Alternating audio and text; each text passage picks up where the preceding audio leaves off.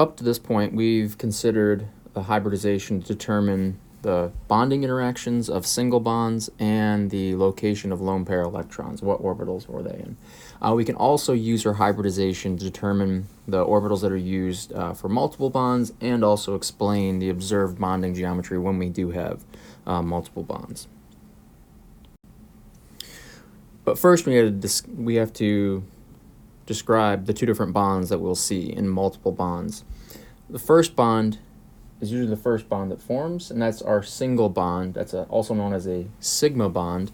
And that's formed from direct orbital overlap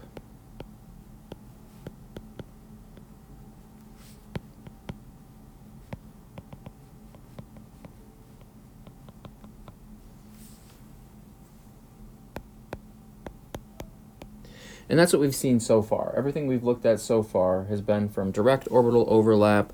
So for example, when we looked at hydrogen, in H2, we saw the direct orbital overlap between two s orbitals, or when we looked at chlorine, that was two p orbitals.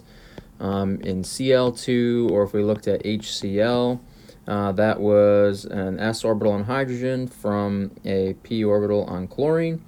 So far we've looked at a lot of direct orbital overlap, and that is our sigma bond. That is a single bond that's formed from that direct orbital overlap.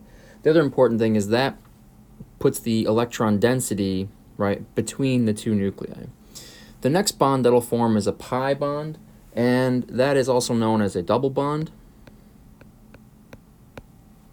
So in a case where we have two bonds connecting an atom, one will be a sigma bond and the other will be a pi bond. So for example, in formaldehyde, we have a carbon-oxygen double bond. One of those bonds is a sigma bond, and the other bond is our pi bond. Our pi bonds are formed between side-to-side orbital overlap of p orbitals, in this case of carbon to oxygen in the formaldehyde, and we'll also see side-to-side orbital overlap between d orbitals as well. The important thing here is this changes the location of the density of electrons in that bond. Right, so here are the cases where we've seen the sigma bond already, right? Direct orbital overlap.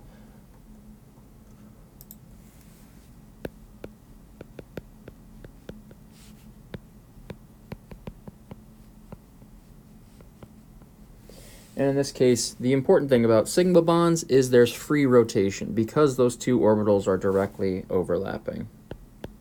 So there is free rotation around that axis of the bond.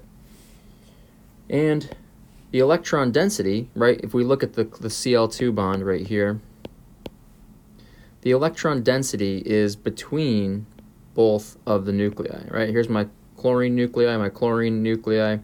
Here is the electron density. It's shared between, right, the two atoms. It's along the axis of the bond. The electron density is along the axis of the bond. So if we already have electron density along the axis of the bond shared between the two nuclei, right, now how do I put in my pi bond? Where does that electron density go? And this is important. Our pi bonds, and here's an example of a pi bond, they are characterized by side-to-side orbital overlap of two atomic p orbitals. So side-to-side orbital overlap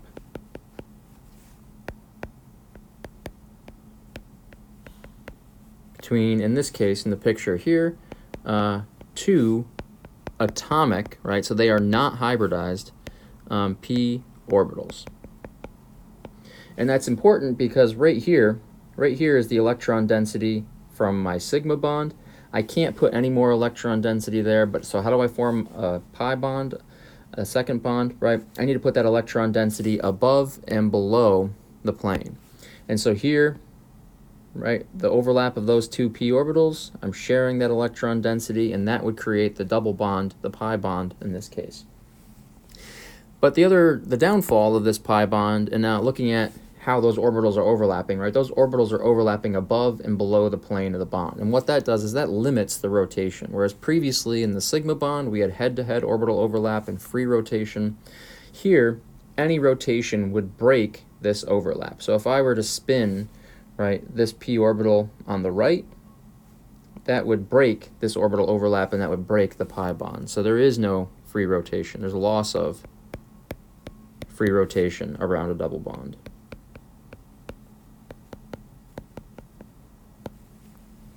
But the important thing is the electron density now is above and below the plane of the axis. Moves electron density to above and below the plane of the axis.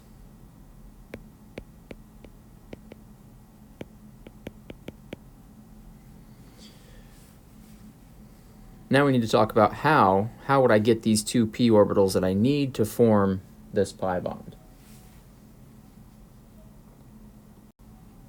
There are some differences between sigma and pi bonds as well, besides just the free rotation. Usually in our single bonds, we have greater orbital overlap.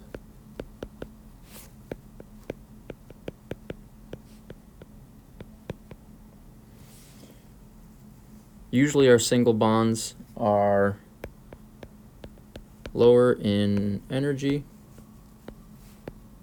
and also more stable. Right, and so here's an example, right? In H2, those two s orbitals directly overlap, and they give us a single sigma bond between those two hydrogens.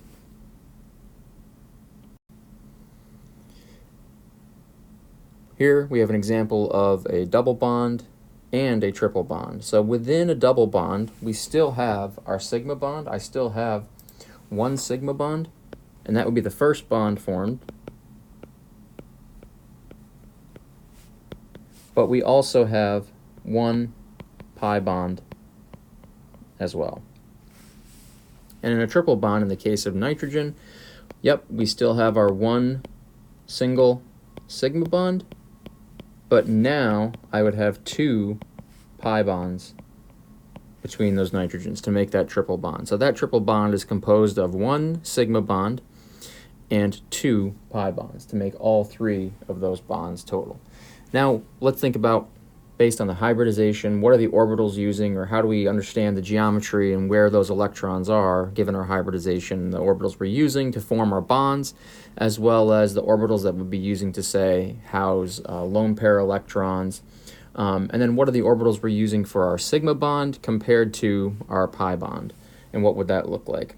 So we're going to work through the example of formaldehyde, the example that I drew earlier, where we have a carbon-oxygen double bond, to explain the hybridization of carbon, the hybridization of oxygen, and how that allows us to explain the geometry and the orbitals used to form each of the bonds in formaldehyde.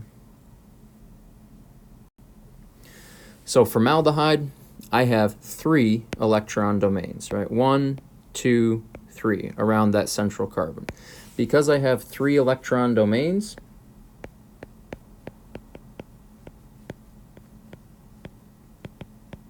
I would be, with respect to my electron domain geometry, trigonal planar. And all of those electron domains are also bonding, so my molecular geometry as well would be trigonal planar. But because I have 3 electron domains, that means I need 3 hybrid orbitals. And so to generate 3 hybrid orbitals, I would have to mix together 1s plus 2 p orbitals to be sp2 hybridized. So that central carbon that we're looking at with 3 electron domains is sp2 hybridized. This is important because if I look at the orbitals I mixed 1s orbital with 2 p orbitals, I know I have 3 p orbitals total. So there is a unhybridized p orbital that's left on carbon. And this is going to come back later.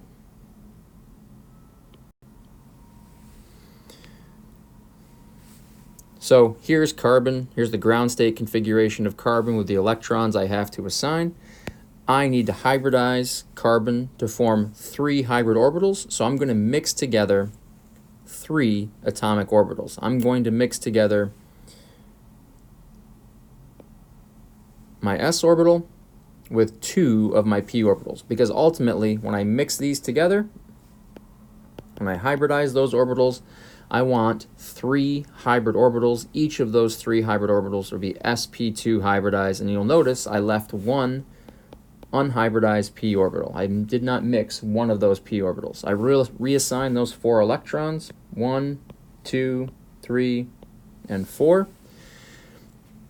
Now, my sp2 hybridized carbon, I have my 3 hybrid orbitals, I have my 1 atomic p orbital that was unhybridized. Now, how can I use that to explain the observed bonding and the geometry that I see in formaldehyde?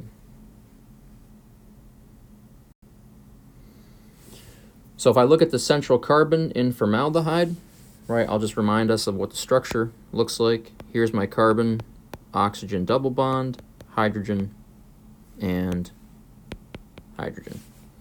So if I look at the central carbon,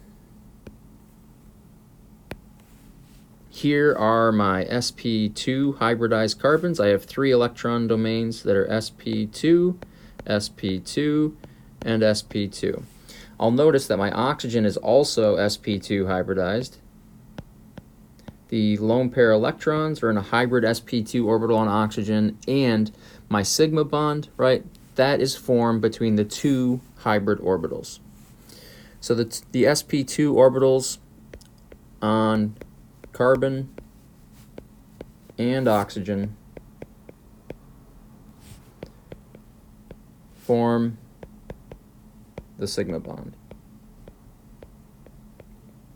We'll notice our hybrid orbitals are also used to form the carbon-hydrogen single bonds. Right here would be the s orbital of hydrogen, and then the other s orbital of hydrogen, and my lone pair electrons are also in hybrid orbitals.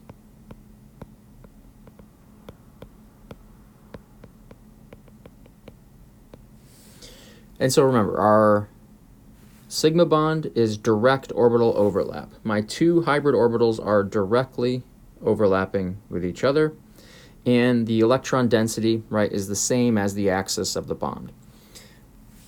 Now here's where our unhybridized orbitals are important, because our unhybridized orbitals are right here.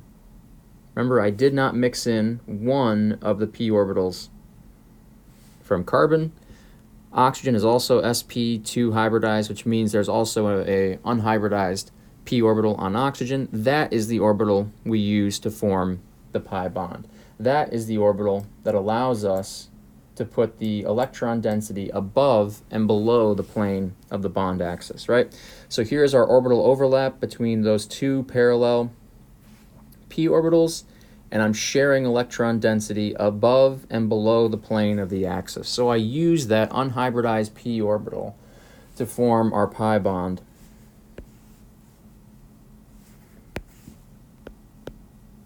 Used to form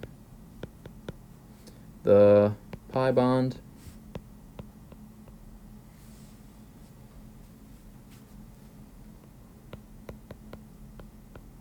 between carbon and oxygen. And it's only that p orbital in this case that allows us to put that electron density above and below the plane of where the sigma bond is already occurring between the carbon and the oxygen. And so now I can explain formaldehyde. I can explain how I form the single sigma bond. The single sigma bond is between the 2 sp2 hybrid orbitals. The pi bond occurs between my 2 parallel p orbitals on carbon and oxygen. I can even use this to explain the triple bond. So in acetylene, for example, acetylene has a triple bond in it. Again, because I have a triple bond, I have 2 electron domains. My hybridization would be sp. So I have an s orbital, I have 3 p orbitals. I take 2 of those orbitals and I mix them together. That leaves me with 2 remaining p orbitals that are unhybridized. So 2 remaining atomic p orbitals. So if I take a look at acetylene, here's my sigma bond. My sigma bond is occurring between direct orbital overlap of sp hybrid orbitals on carbon. And you'll notice I have 2 p orbitals left behind.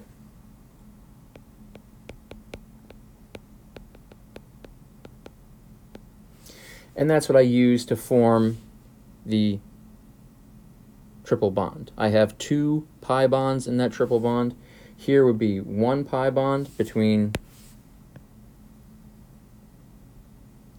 this p orbital and this p orbital that are parallel, right, that are in the plane of the page, and then the remaining pi bond now, because I've moved electron density above and below the axis of the bond, my last pi bond would have to move electron density basically in front of the page and behind the page. So this last p orbital is really sticking out of the page pointing at us, and it's overlapping in the front of the page and behind the page. So it's moved electron density in the front of the bond and behind the bond. But the important thing is, right, it's moved it away from the axis of the bond between the 2 carbons, because that's what we need to form that pi bond. Side-to-side orbital overlap of 2 atomic p orbitals to form both of those pi bonds.